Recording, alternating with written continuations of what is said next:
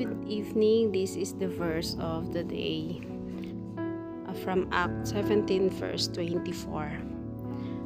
God that made the world and all things therein, seeing that he is Lord of heaven and earth, dwelleth not in temples made with hands. Inspiration. Too often we try to contain God. We relegate him to our churches and to our Sundays.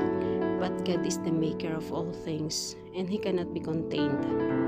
He is not revealed in our construct, but in works of his own hands.